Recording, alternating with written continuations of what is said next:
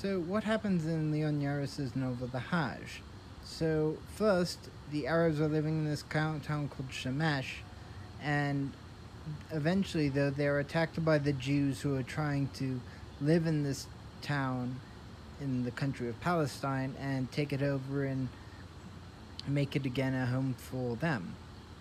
But the Arabs in response to that, after they're taken out of the town, trying to build up an army, massacre a bunch of people at some point, to retake the town.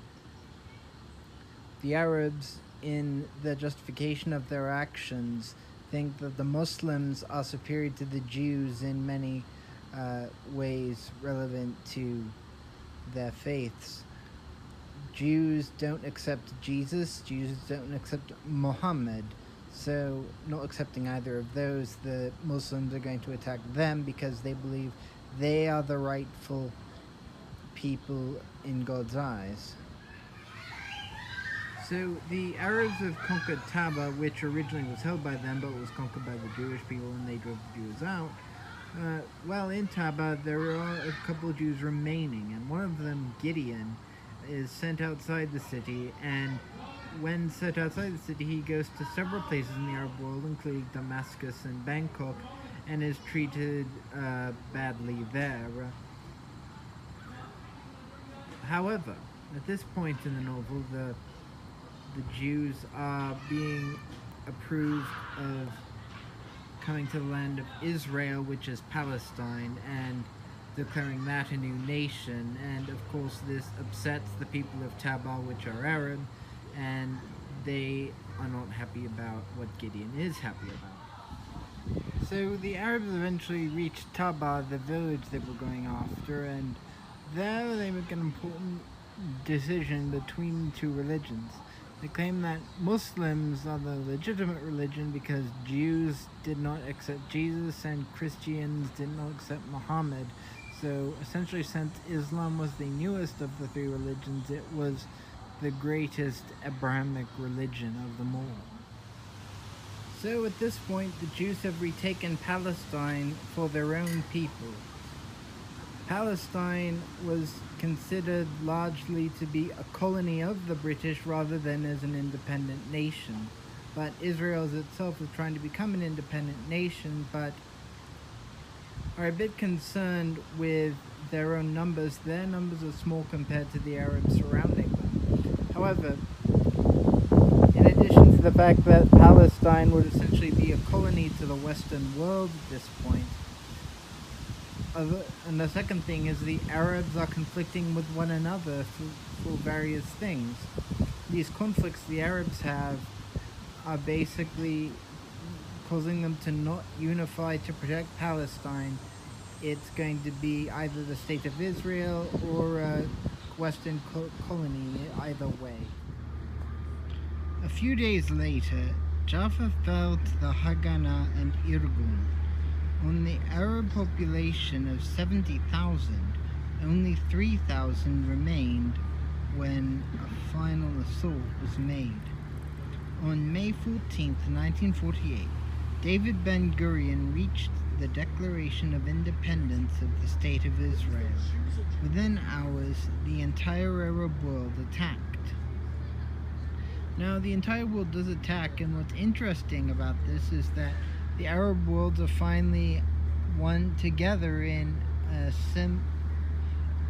same mission to get rid of the State of Israel. This is the first time the Arabs have actually agreed one another enough to come together in the same military response. But this doesn't prevent the Jews from defending their own nation, and eventually they managed to get rid of all the Arab cultures. Despite how different they were together, and the Jews successfully got rid of them.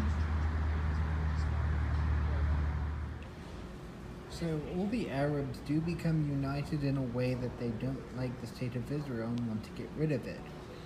But there is something that kind of is bad in the Palestinians' eyes. So the idea is that the Palestinians get rid of the Palestinians are gotten rid of in the state of Israel and sent to Transjordan, the nation right by Israel's side. However, the Palestinians want to stay in their homeland and so don't want the offer of going to Jordan. So at this point in the novel, Ishmael is believed to have entered the first paradise where he meets Jesus. Jesus, when Ishmael asks him, is confirmed to believe that Islam is the major religion of the world, largely because the Prophet Muhammad was the last prophet. So Jesus basically confirms that Islam is completely legitimate. The final report from the Committee for Democratic Unity came as an anticlimax. It was announced that the Jordanian parliament has passed a bill of national merger. A chorus of cheers arose from Abdullah's lackeys. This was followed by a democratic vote in which the conference approved the Greater Palestine by 970 to 20 votes. So at this point in the novel, the Jordanians are willing to incorporate Palestine, or at least the western parts of Palestine, into their own nation to create a Greater Palestine. They do this, they try to encourage the Palestinians by offering the following resolutions. Resolved. Arabs who remained in the Zionist entity have committed enormous sin. Such Arabs who carry passports of the Zionist entity will not be permitted to enter Arab nations.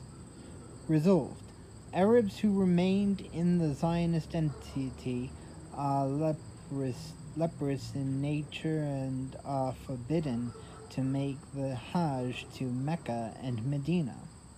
Resolved.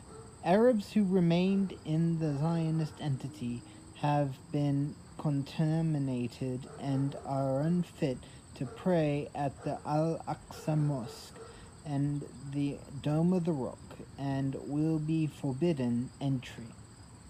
Resolved. Arabs who remained in the Zionist entity are treacherous at heart and cannot reunite or otherwise visit members of their exiled families. So we've reached a point where virtually every Arab nation wants to help the Palestinians, but they want to do this all in different ways, and even then have conflicts with one another that prevent them from helping the Palestinians in that they want to help. Boom. Egypt demands the southern Negev desert for security reasons. Jordan objects. Boom, boom. Syria demands the Western Galilee as an integral part of its Ottoman history. Lebanon objects. Boom, boom, boom. Jordan demands that its annexation of the West Bank be ratified. Everyone objects. Boom, boom, boom, boom. Lebanon demands the annexation of Eastern Galilee. Syrian objects. Boom, boom, boom, boom, boom.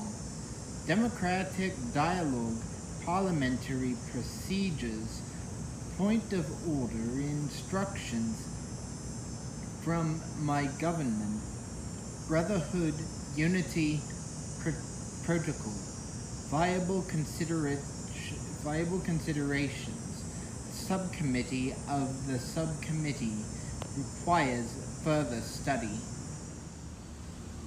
Hundreds of placards bearing Jamil's photographs were waved aloft along with other placards holding slogans of the fledgling revolution. As Jamil was laid to rest in a place of honor in the mosque courtyard, the former leopards, now redeemed freedom fighters, shot volleys over his grave, and the priest swore vengeance on the Zionists who had killed the boy. the first martyrdom of the Palestinians had come to pass. So, the final bit of the book, we see the Arabs going after parts of Lebanon, Jordan, and Egypt to hold back the Israelis from taking all their land, and in that they're somewhat successful. They keep the nations of the border, but of course the Jews ultimately survive, and so don't cause somewhat of a threat to the region, but don't really solve anything. It's in this, though, that in the later parts of the novel, last parts, Nada is seen acting against Ibrahim's idea that she was a virgin. She fully admits to having relations with Jordanian men and is not ashamed of it, but yet Nada dies later, and we assume that's the result of what Ibrahim has done.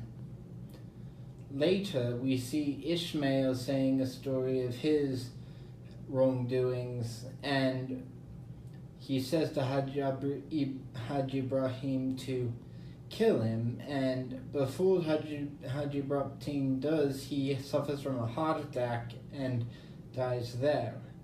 Finally, to finish off the novel, we see Ibrahim going up a ton of rocks, and we see people chasing after him, which he's been declared the new leader, and he eventually falls down from the rock ledge, and we assume that he dies, though we're not told specifically. So, what's this book trying to say about the Palestinians? So let's look at the people who've conquered Palestine for nearly 2,000 years. They've been the victim of basically many of the world's countries and have really not formed their own state in over 2,000 years. Also, we have a bit of conflict over who rules what in the region. The Americans are siding with the Israelis and trying to help them create their own state. But the British, having ruled Palestine and Jordan for a century or two, they side with the Jordanians and want basically the regions that are Palestine, West Bank, and Gaza Strip to be part of a Jordanian nation, which the Jordanians want to complete. But the Palestinians want their own nation independent of both parties. We who have tasted the sweetness of life must also taste its bitterness. But joy always follows sorrow, as the bird follows the wind.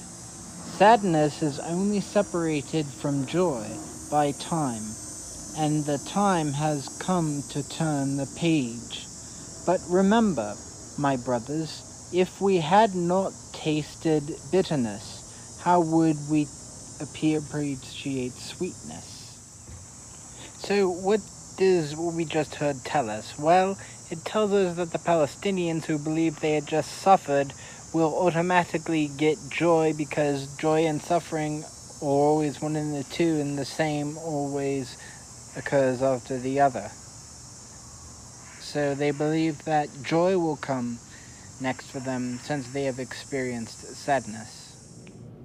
So in the last part of the novel, we find the Arabs holding back Israel with Lebanon, Jordan, and Egypt, but they ultimately fail at getting Israel, which is ultimately what they want. So they in some ways succeeded and failed. But I also should say that although Ishmael is given the title of being the leader of people from Jaffa, Jerusalem, he does so under Islam's major problems. In 10, 20, 30 years, the world of Islam will begin to consume itself in madness. We cannot live with ourselves. We never have. We cannot live with or accommodate the outside world. We never have. We are incapable of change. The devil who makes us crazy is now devouring us. We cannot stop ourselves.